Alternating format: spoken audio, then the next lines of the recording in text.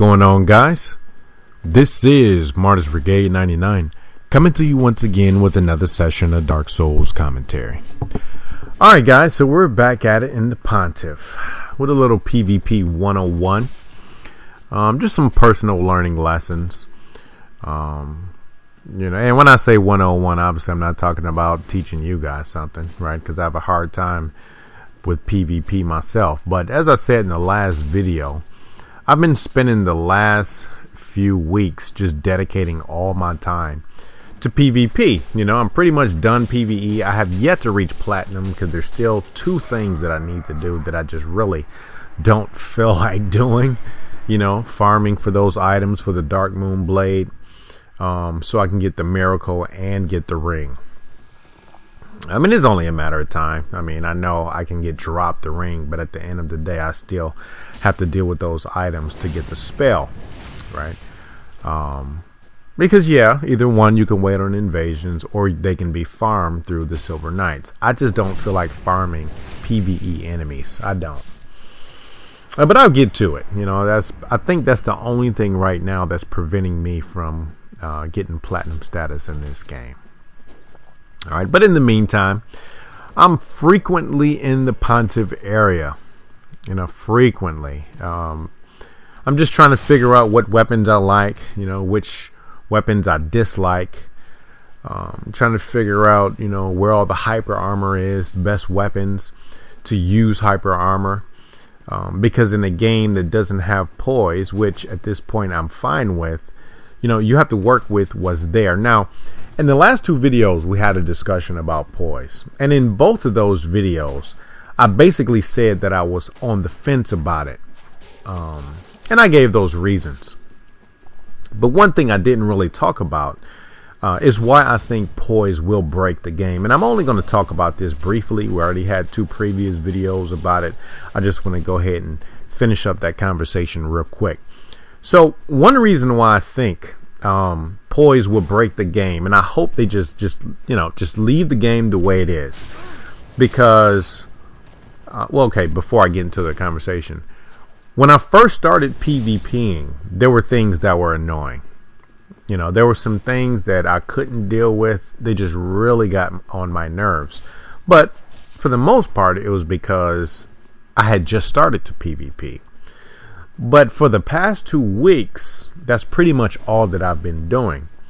So, getting used to the 2-hit combos, getting better at spacing, getting better at choosing certain weapons to counter other weapons. Those things should improve. They really should. And once you start to learn which weapons have hyper armor, which weapons are best to use other weapons, even though the 2-hit combos can be annoying, even though the dark sword can be annoying, even though the rapiers can be annoying, at the end of the day, there's a certain point at which you must learn how to counter it, right? Either you counter it or don't complain, or if you are going to complain, just don't play. At the end of the day, there's a certain uploader, and I like this guy, and I watch his videos. I never really comment on them, but he does a lot of these, longer sessions of PvP, and I notice sometimes, he's experimenting with weapons, but that guy sometimes get really, really, really salty, and as a YouTuber, now I'm not talking about this person, I'm speaking in general now. As a YouTuber, and sometimes streamers, I think they have this pressure to perform, right? It's almost like performance anxiety. Kind of like if you're losing too much to any given thing, you have to kind of make an excuse for it, or you have to give an explanation as to why you didn't perform well. As if there's an expectation for you to always be successful. I don't think anyone has that expectation. And if they do, that expectation is unrealistic. But the point, the reason why I brought that particular person up is because the more you play, and I think that person has been PvPing much longer than myself, right? Because this person has been doing all kinds of videos. The longer you PvP, the less certain things should be an issue. Now, this is not to say that you will never get annoyed. You know, even within these 2 weeks, I still get annoyed at times at some of this, you know, some of the tactics that people use. But the longer you play, you should find better ways to counter some of these tactics. So I don't know, I'm just throwing that out there. But anyway, so the reason why I think, back to the subject, we were talking about Poise. So the reason why I think they need to just leave things the way it is, because let's just say, for the sake of argument, they so-called turn Poise on, you know, because I hear a lot of people say it's turned off, you know, like it's a light switch or something. But they say that it's turned off and that, you know, all they need to do is quote unquote turn it on. But let's just say they turned it on. That's going to destroy PvE. Because if they were to turn Poise on, that means they would have to basically change the way all the weapons work in the game. And I'm talking about from a PvE perspective. The enemies that hit you, you know, the properties would have to change. Whereas in this game, you can get staggered by a dagger, you know, just any enemy hitting you with a dagger. May it be, you know, you're naked or in full havels. Well, they added a Poise system.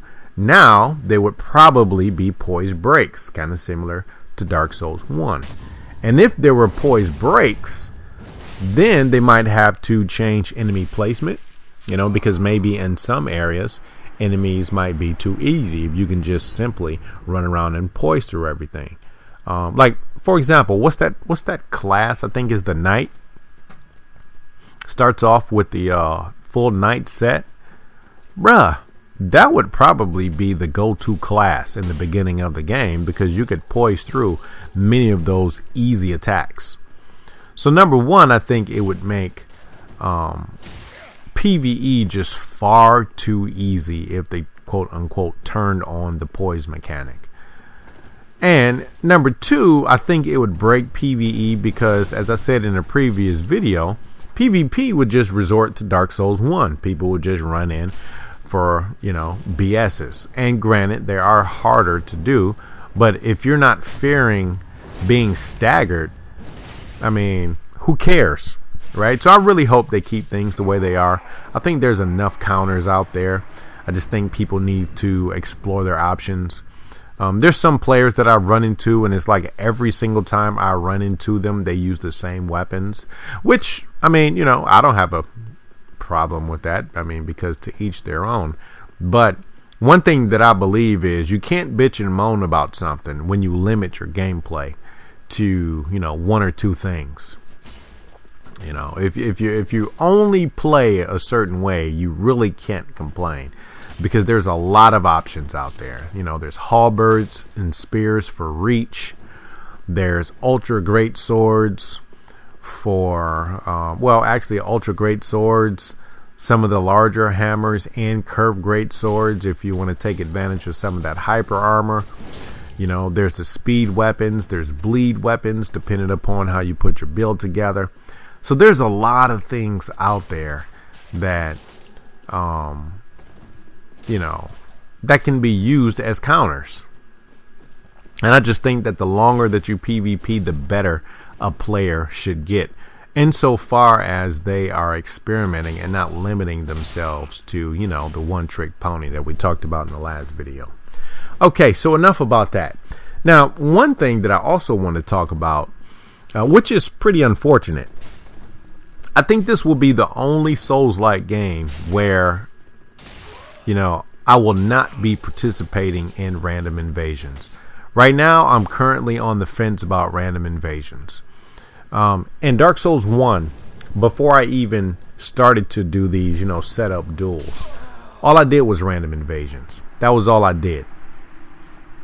And for those guys who have been with me for a long time, I was one of those guys, medium rolling, full black iron set, with a chaos bastard sword and a lightning rapier with a hornet ring. That was my setup for like the first 6 or 7 months of my gameplay on Dark Souls 1. That was all I did. Until one day I'm running around in the kiln, and I run into this guy named Triple, right? And I haven't spoke with Triple in a long time, but I still remember this to this day, and it's been years. I think it's like 4 years. So I run into this guy named Triple in the kiln, and it's him, and I think like 2 phantoms.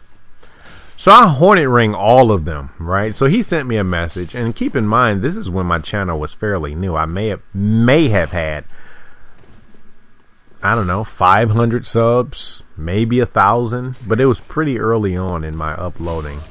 I don't want to say career, but I think you guys know what I mean. So anyway, after I hornet ringed him, he sent me a message. He was like, bruh, why don't we just go meet up in the Berg? So I'm like, the Berg? What exactly is the Berg? So he's like, oh, you don't know what the Berg is? You know, that's kind of like the designated dueling area. So I didn't know anything about that. And keep in mind, this was like 7 months into the game. So I'm like, okay. So I get back to the Berg using the same thing that I always use, you know, the one-trick pony. And he pulls out Grass Crest Shield, Darkwood Grain Ring, Giant Armor, and the Silver Knight Spear. That guy obliterated me. He literally destroyed me. And it was only at that point to where I said, you know what? Let me take a break from some of these random invasions and let me start to duel. So that was basically how I got started with dueling back then. Whereas in this game, I'm dueling first. I'm kind of on the fence about invasions. The main reason is because random invasions to me, all right, and I know it's going to be some pros out there who's going to say, Brigade, you're just bad. You don't know what you're talking about. Invasions are good. Because I've even read people, you know, say this, like in comment sections of videos or even during some Twitch streams. I've even heard streamers say themselves that random invasions are actually not that bad. And that, you know, they're oftentimes really successful. And keep in mind, I'm not going to say it's all doom and gloom. You know, I do get some wins. But the losses far, far, far outweigh the wins. And Dark Souls 1, I would say on a conservative end, it was like a 50-50 to me. In this game, if you can get 20% success rate, you know, 2 out of 10, at least 2 out of 10, I would say that you're really good. Because again, I can't speak for anyone else. But you can have a host and up to 3 phantoms, you know, may it be whites, may it be a combination of whites and blues. At sometimes I've even seen some purples fighting against reds. I've even seen reds fighting against reds. But the odds are all against you. You take a health penalty. It's a host, up to 3 additional phantoms. They can use the seed. I mean, a lot of that is really overwhelming. And keep in mind, there are some times when I'm able to get a clutch parry.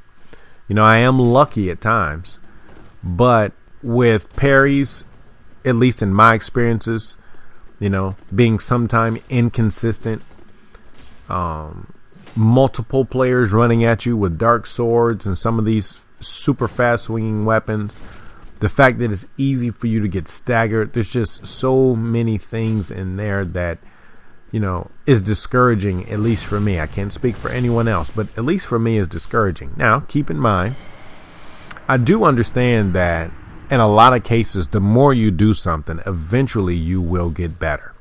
Because there's some players out there, there's some uploaders, you know, you got Eddie the Ghost, you know, Nod Karis, Flytag, they're relentless. PvP skills, some of these guys, when I watch their videos, you know, it's kind of like, okay, I guess I can't get out there. Because like I said, after you get your ass reamed a few times in random invasions, sometimes these videos are really good at keeping you motivated and wanting to keep trying. So after I watch these videos, I always think to myself, like, man, either those guys are super good or I'm just shit. Because although I am successful at times, I don't feel, you know, like I really outplayed, you know, the host and his phantoms. Now, keep in mind, the game is fairly young. And by the time that I was really, really, really good at random invasions in Dark Souls 1, 2 years had passed. 2 years had passed. You know, I mean, when I first started doing random invasions, to be fair, most of my wins came from the fact that the Hornet Ring gave 50% additional critical damage. And all I did was fish for BSs. That's all I did. I didn't use any other tactic. I stacked poise. I was able to poise through every single attack. And that's all I did. I BS fished. But when you look at some of my later videos in Dark Souls 1, you would notice that as a matter of fact, I'll give you a classic example. When you look at my montages, I think it's called Day of Atonement. I think it's still on my channel. I believe it should be on there. And you'll see me. Chaos Bastard Sword and I think it was a lightning rapier or something like that. You'll see me. That's how I was playing. But then there's another video that I have, and I think it's called Drastic Times Calls for Drastic Measures. And it's me in the forest, and you know, I'm not using 77 poise. I'm not using a Hornet Ring. You know, I'm not BS fishing. I'm just simply outplaying the host and their phantoms. You know, there's another video that I have. It's called Heart of a Lion. That's one of my favorite montages. That's another one. You'll notice in that video, I don't have 77 poise. You know, I'm not using a Hornet Ring. No, it took a lot of time for me to get to the point to where I was really good at reading attacks and learning how to counter. But the difference between that game and this game is, in Dark Souls 1, it was rare that you ran into a host and 2 phantoms. In most cases, it was a host and 1 phantom. This game, I would say probably 8 to 9 times out of 10 is a host and at least 2 phantoms, in my personal experience. I cannot speak for anyone else. It is very rare that it's a 1v1 or a 1v2 doing random invasions. And I think it has something to do with the system. Perhaps the way they have the system right now is invaders, like the priority is given to those who have a summon, you know, who has help. And I think they should kind of up the ante when it comes to invaders. You know, there are a lot of times where I invade a host and 3 other players, and either when I come in, the lone invader dies, right? Or I die just before another person comes because the odds are just too overwhelming. You know, I mean, there's times where there's a host, 3 phantoms, and they use a seed. And it's like, shit, man, you can't do anything about this. So, like I said, I'm on the fence. I really want to get into random invasions because they add a new level of excitement, a higher level of enjoyment, at least for me.